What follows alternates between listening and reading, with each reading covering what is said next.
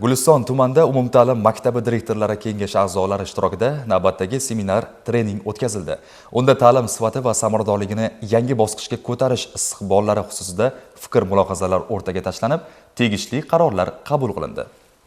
Sirdaryo viloyatida maktabgacha va maktab ta'limi boshqarmasi tizimida ta'lim sifati va samaradorligini oshirish borasida tizimli ishlar amalga oshirilmoqda. Guliston tumanidagi 3-umumiy o'rta ta'lim maktabida direktorlar kengashi a'zolari ishtirokida o'tkazilgan seminar-trening O'zbekiston Respublikasi Maktabgacha va maktab ta'limi vazirligining 2023-yil 30-dekabrdagi 74-sonli buyrug'i bilan tasdiqlangan umumiy o'rta ta'lim muassasalari direktorlar kengashi to'g'risidagi nizomda belgilangan vazifalar ijrosini ta'minlashga qaratildi. Seminar-treningda maktablarda ta'lim-tarbiya jarayonlarining sifati va samaradorligini oshirish, samarali boshqaruvni yo'lga qo'yish, o'quv-tarbiya jarayonini monitoring qilish, sog'lom ish muhiti va ma'naviy muhitni shakllantirish hamda pedagog kadrlar uchun munosib shart-sharoitlar yaratish masalalari muhokama qilindi. Seminar trening tashkil etdik va bu yerga biz tumanda mavjud bo'lgan 35 ga yaqin bo'lgan maktablarning direktorlari va ularning o'rinbosarlarini taklif etganmiz.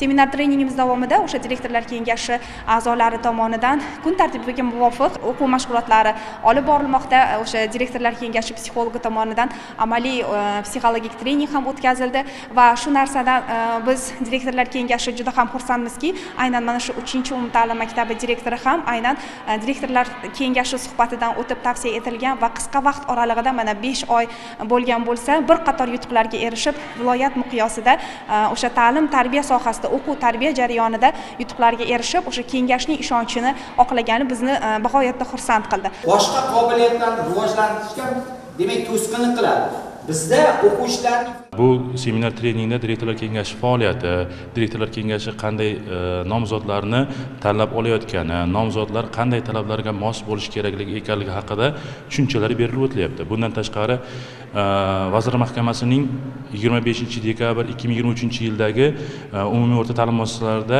nomzodlarni menejerlikka tayyorlash borasidagi menejerlik o'quv kursi tashkil etilgan. Shu borada ham ko'plab tushunchalar berib borildi. Menejerlik kursida qanday o'qish jarayoni tashkil etiladi. Unda o'qib kelgan nomzod sertifikatni olgandan keyin direktor kengashiga qanday o'zini nomzodligini qo'yadi.